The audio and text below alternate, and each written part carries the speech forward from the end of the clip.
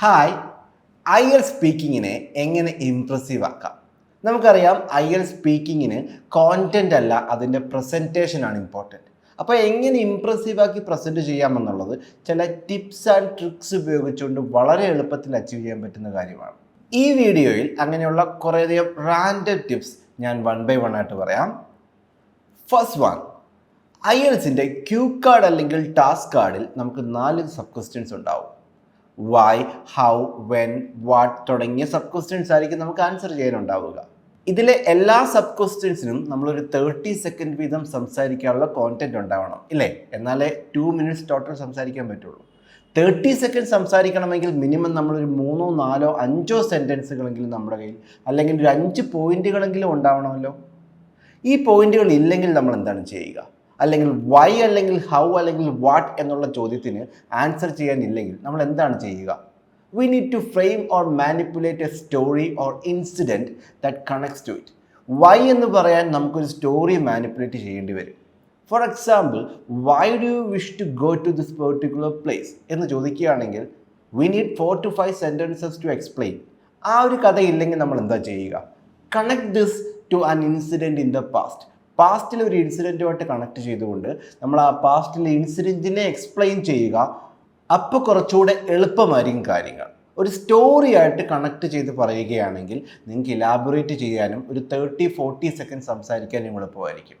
ഈ ഒരു കോണ്ടെക്സ്റ്റിൽ why do you wish to go to that particular place എന്ന് പറയുമ്പോൾ നമ്മൾ പാസ്റ്റിലെ ഒരു ട്രെയിൻ ജേർണി അല്ലെങ്കിൽ ഒരു വെഡ്ഡിങ്, അങ്ങനെ ഏതെങ്കിലും ഒരു വ്യക്തിയെ കണ്ടുമുട്ടിയ ഒരു പെർട്ടിക്കുലർ ഇൻസിഡൻറ്റിനെ പറ്റി പറഞ്ഞിട്ട് ആ വ്യക്തിയുമായി ഉണ്ടാകുന്ന ആ കോൺവെർസേഷനാണ് നിങ്ങളെ ഇൻസ്പയർ ചെയ്തതും അതിലൂടെയാണ് നിങ്ങൾ കൂടുതൽ കാര്യങ്ങൾ അറിഞ്ഞതും പിന്നീട് നിങ്ങൾ ആ സ്ഥലത്തെപ്പറ്റി കൂടുതൽ റിസർച്ചുകൾ നടത്തി കൺവിൻസ്ഡ് ആവുകയും ചെയ്തു എന്ന് പറഞ്ഞു കഴിഞ്ഞാൽ you will have a lot of content to speak. For instance, you can try this answer for the question why. Why എന്നുള്ള ചോദ്യത്തിന് ഈ ഒരു ആൻസർ കൊടുക്കാം. It was some times back, probably 10 years ago, I happened to meet this particular guy on a train journey. We had an interesting conversation throughout the journey and he was the one who explained about this particular place to me. He described his incredible experience throughout the journey and I was fascinated by this. Later on, I researched about this particular place and I got to know that this is one of the beautiful places in Kerala. That's how I decided to go to this place. So see the difference. പ്രത്യേകിച്ച് കോണ്ടൻറ്റോ എക്സ്പ്ലനേഷനോ ഒന്നും ഇല്ലാത്ത സ്ഥിതിക്ക് ഞാൻ ആ സ്റ്റോറീനെ Y അല്ലെങ്കിൽ how എന്നുള്ള ആ ഒരു പാർട്ടിനെ ഒരു സ്റ്റോറിയുമായി കണക്ട് ചെയ്ത് ആ സ്റ്റോറീനെ ഇലാബറേറ്റ് ചെയ്തിട്ട് ഒരു ഫിനിഷിംഗ് ടച്ച് കൊടുത്തു. That's how, that's why. അല്ലെങ്കിൽ വെൻ എന്നുള്ള ചോദ്യമാണെങ്കിൽ that's when I decide to go to this particular place. So that's when, that's why, that's how. അവിടെ ഒരു സ്ട്രെസ് കൊടുത്തുകൊണ്ട് ഒരു ഫിനിഷിംഗ് ടച്ച് കൊടുക്കുകയാണെങ്കിൽ you are getting back to the question. So that's a crucial tip about IELTS speaking cue card section അല്ലെങ്കിൽ task card section. If you don't have ideas to explain a particular sub-question, just manipulate a story and connect this to sub-question. Number 2, it's about follow up. ഫോളോ അപ്പിൽ നമുക്കറിയാം cue കാർഡുമായി ബന്ധപ്പെട്ടോ അല്ലാതെയോ പലവിധ random questions shoot ചെയ്യാറുണ്ട്. It can be either yes or no questions or descriptive questions. WH, how, when, why, what തുടങ്ങിയ descriptive questions ആയിരിക്കാം. എങ്ങനെ, എന്ത്, എപ്പോഴെന്ന് ആൻസർ ചെയ്യുന്ന ക്വസ്റ്റ്യൻസ് ആവാം. അല്ലെങ്കിൽ ആണോ അല്ലെങ്കിൽ അതേ എന്ന് ചോദിക്കുന്ന യെസ് ഓർ നോ ക്വസ്റ്റ്യൻസ് ആവാം. ഈ 2 ടൈപ്പ് ഓഫ് ക്വസ്റ്റ്യൻസിലും don't wait for the examiner to wait for your answer. അതായത് ക്വസ്റ്റ്യൻ ചോദിച്ച ഉടനെ ദ റൈറ്റ് മൊമെൻറ്റിൽ തന്നെ നിങ്ങളുടെ ആൻസർ സ്റ്റാർട്ട് ചെയ്യുക. ചിന്തിച്ച് സമയം വേസ്റ്റ് ചെയ്യാണ്ടിരിക്കുക. ബിക്കോസ് ഫോളോ അപ്സ് ഇങ്ങനെ റാൻഡമായി അടുത്ത ക്വസ്റ്റ്യൻ വന്നുകൊണ്ടേയിരിക്കും. So yes or no questions ആണെങ്കിൽ അവർ ക്വസ്റ്റ്യൻ ചോദിച്ച് തീരുമ്പോൾ തന്നെ നിങ്ങൾ സ്റ്റാർട്ട് ചെയ്യുക answer. Either it is yes അല്ലെങ്കിൽ നോ.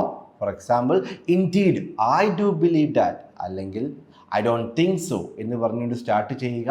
സോ ആൻസറായി. അത് കഴിഞ്ഞ് സെക്കൻഡ് സെൻറ്റൻസിൽ അതിൻ്റെ എക്സ്പ്ലനേഷൻ കൊടുക്കുക. സിൻസ്, ബിക്കോസ് എന്ന് പറഞ്ഞുകൊണ്ട് ബ്ലാ ബ്ലാ ബ്ലാ ബ്ലാ, ഇതാണ് കാര്യം എന്ന് പറഞ്ഞ് എക്സ്പ്ലനേഷൻ കൊടുക്കുക. പറ്റുകയാണെങ്കിൽ ഒരു എക്സാമ്പിൾ കൂടി ആഡ് ചെയ്യുക.